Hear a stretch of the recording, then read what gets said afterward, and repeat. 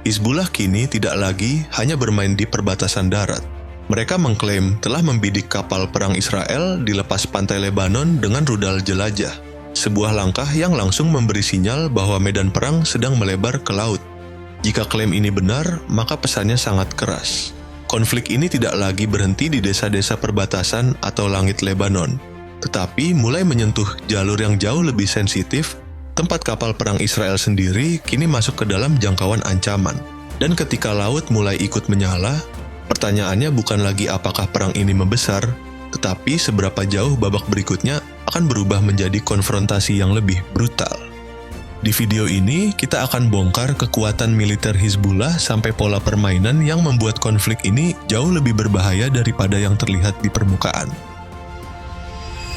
Kenapa Hizbullah ikut turun ke arena? Secara resmi, jawabannya selalu dibungkus dengan dua kata: solidaritas terhadap Iran dan perlawanan terhadap Israel. Tetapi kalau dibedah lebih dalam, alasannya jauh lebih rumit dari sekadar slogan itu.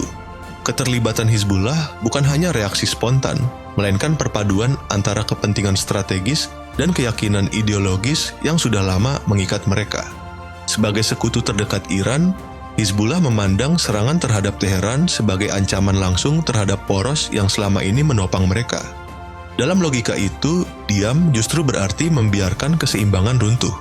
Di sisi lain, sejarah permusuhan panjang dengan Israel, ditambah kematian sejumlah tokoh penting mereka, menciptakan momentum untuk membuka tekanan baru dari utara. Tujuannya jelas, memecah konsentrasi militer Israel, memaksa mereka membagi kekuatan ke banyak front, dan membuat tekanan perang datang dari berbagai arah sekaligus. Langkah ini juga membawa efek pencegahan. Pesan yang ingin dikirim sangat tegas.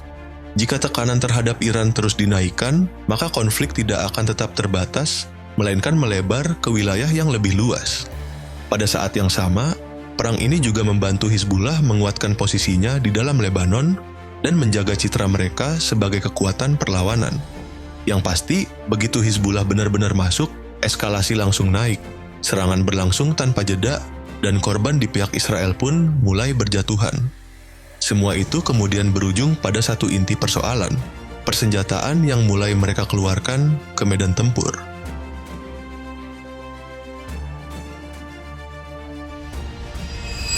Salah satu senjata yang paling menakutkan di garis depan adalah Dehlavieh. Rudal anti-tank buatan Iran ini mulai mengalir ke berbagai kelompok proksi sejak 2012. Secara bentuk dan konsep, Dehlavieh dikenal sebagai turunan dari 9M133 Kornet buatan Rusia, tetapi performanya sering disebut sangat mematikan di lapangan. Jangkauan efektifnya mencapai sekitar 5 km, bahkan bisa lebih jauh untuk versi tertentu. Rudal ini memang dirancang khusus untuk memburu tank tempur utama dan kendaraan lapis baja. Dengan sistem pemandu laser, serangannya dikenal sangat presisi, baik saat target diam maupun bergerak. Yang membuatnya lebih berbahaya, Dehlavieh disebut tetap efektif meski lawan memakai gangguan elektronik, dan ancaman itu bukan cuma teori.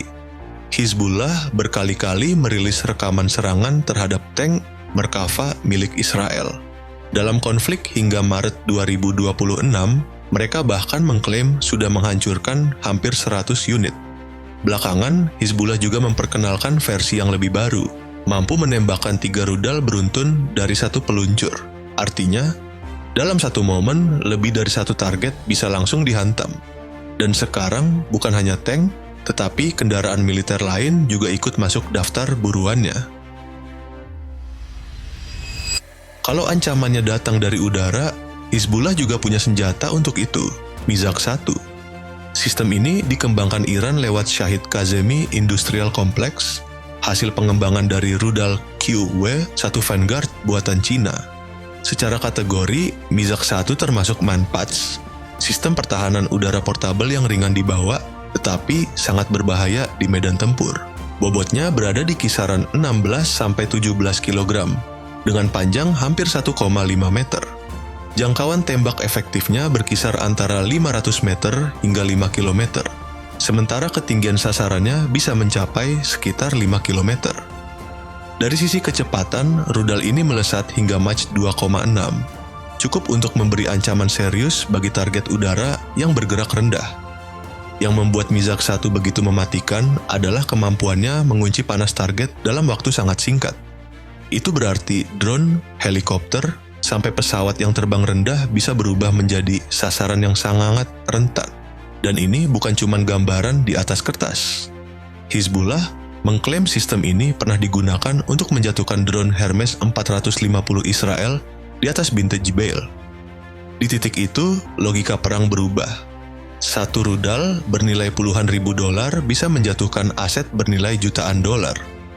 Jadi pertarungannya bukan lagi sekadar soal teknologi siapa yang paling maju, tetapi siapa yang paling hemat dan paling efektif dalam memukul lawan.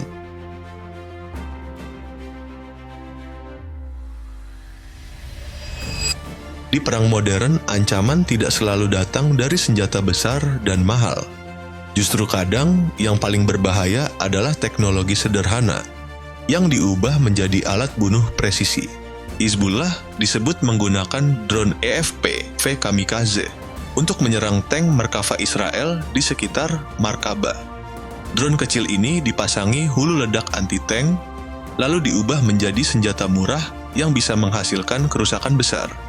Secara teknis, drone FPV hanya berbobot beberapa kilogram dan dikendalikan langsung oleh operator lewat kamera real time. Karena itu, pergerakannya sangat lincah, fleksibel, dan presisi. Kecepatannya bisa mencapai 100-150 km per jam dengan jangkauan beberapa kilometer, tergantung sinyal dan kapasitas baterai. Yang membuatnya sangat berbahaya adalah hulu ledak hit yang dibawanya. Ledakan terfokus dari sistem ini mampu menembus ratusan milimeter baja, dan taktik seperti ini terbukti efektif. Dalam serangan terbaru, Hizbullah dilaporkan berhasil menghancurkan 2 kendaraan pengangkut pasukan dan 1 Homer Israel di Al-Bayada, Lebanon Selatan. Pesannya sangat jelas, di perang hari ini yang menentukan bukan selalu senjata paling mahal, tetapi senjata yang paling tepat, paling murah, dan paling cepat beradaptasi. Tingkat ancamannya kini berubah. Hizbullah tidak lagi hanya menekan di area perbatasan, tetapi mulai menunjukkan kemampuan menyerang jauh ke dalam wilayah Israel. Salah satu sasaran yang paling mencolok adalah pangkalan udara Palmachim di selatan Tel Aviv. Dalam serangan ini, Hizbullah diduga memakai 2 sistem berbeda sekaligus, rudal jelajah Pave dan roket jarak jauh Zelzal 2. Kombinasi ini penting karena menunjukkan lompatan besar dalam jangkauan dan pola serangan. Pave dikenal sebagai rudal presisi jarak jauh dengan jangkauan hingga sekitar 1.650 km. Dengan kemampuan terbang rendah untuk menghindari radar, rudal ini memberi ancaman baru bagi target-target yang sebelumnya dianggap aman. Artinya, wilayah yang dulu terasa jauh dari garis tempur kini mulai masuk ke zona rawan.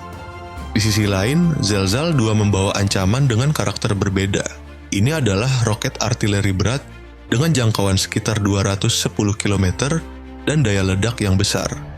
Meski awalnya tidak berpemandu, efektivitas dan akurasinya terus ditingkatkan. Senjata ini dirancang untuk menghantam target area seperti pangkalan militer atau fasilitas strategis. Jika dilepas dalam jumlah besar, kerusakannya bisa sangat luas. Dari sini terlihat bahwa Hizbullah tidak lagi hanya membalas, tetapi mulai menebar tekanan dari jarak jauh dengan pola yang jauh lebih matang. Tetapi serangan berikutnya memperlihatkan peningkatan yang lebih serius lagi. Hizbullah dilaporkan menargetkan posisi IDF di kawasan Beit Lit dekat Netanya dengan rudal balistik taktis Fatah 360. Ini bukan roket biasa, melainkan senjata cepat yang dirancang untuk menghantam sasaran secara lebih presisi. Fatah 360 menggunakan bahan bakar padat dan memiliki jangkauan sekitar 100 hingga 120 km. Hulu ledaknya berbobot sekitar 150 kg, cukup untuk merusak target penting dalam satu serangan. Yang membuatnya lebih berbahaya adalah sistem panduannya, gabungan satelit dan inersial, yang membuat akurasinya berada di kisaran 30 meter. Kecepatannya pun tinggi, sekitar Mach 3 saat diluncurkan, dan bisa menembus Mach 4 saat mendekati sasaran. Itu berarti lawan punya waktu reaksi yang sangat sempit, sementara peluang intersepsi ikut mengecil. Ini bukan lagi sekadar serangan biasa. tetapi tanda bahwa level ancaman Hizbullah sudah bergerak ke tahap yang lebih cepat, lebih tepat, dan lebih sulit dihentikan. Lalu kenapa Hizbullah masih bisa bertahan bahkan tampak makin tajam di medan perang? Jawabannya ada pada cara mereka bertempur. Bukan dengan formasi besar yang mudah dibaca, tetapi lewat pola pecah, kecil, dan bergerak sendiri-sendiri. Konsep ini sering dikaitkan dengan Mugniyeh Spirit. Unit-unit tempur dibuat tersebar, lincah, dan cukup mandiri untuk menyerang tanpa harus terus menunggu perintah dari pusat. Justru disitulah kekuatannya. Ketika lawan mencari satu pusat untuk dihantam, yang mereka hadapi malah jaringan kecil yang bisa muncul, menyerang, lalu menghilang. Pola seperti ini membuat Hizbullah sulit dilumpuhkan sekaligus memberi mereka ruang untuk terus menekan dari banyak titik. Dan hasilnya mulai terlihat di lapangan. Israel kini menghadapi salah satu kerugian kendaraan lapis baja paling berat dalam puluhan tahun, terutama di Lebanon Selatan. Pada 26 Maret, laporan dari medan tempur menyebut puluhan tank Merkava hancur hanya dalam satu hari. Titik paling keras terjadi di koridor Taibeh sampai Kantara. Di sana, iring-iringan lapis baja Israel masuk ke jebakan yang sudah dibentuk lebih dulu. Serangan dilepas bersamaan, jalur depan dipukul, jalur belakang ditutup. Konvoi kehilangan ruang, formasi pecah, lalu dipaksa mundur sambil meninggalkan sebagian kendaraan. Masuknya unit elit Radwan membuat pola itu semakin tajam. Dan dari sinilah pelajaran terbesarnya terlihat. Dalam perang modern, kemenangan tidak selalu ditentukan oleh yang paling mahal atau paling berat, tetapi oleh yang paling cerdik membaca medan. Tank bernilai jutaan dolar bisa dilumpuhkan oleh senjata yang jauh lebih murah jika dipakai dengan pola yang tepat. Jadi ini bukan hanya soal persenjataan, melainkan soal cara bertarung. Dan sejauh ini, Hizbullah menunjukkan bahwa perang asimetris tetap bisa menjadi mimpi buruk bagi kekuatan konvensional.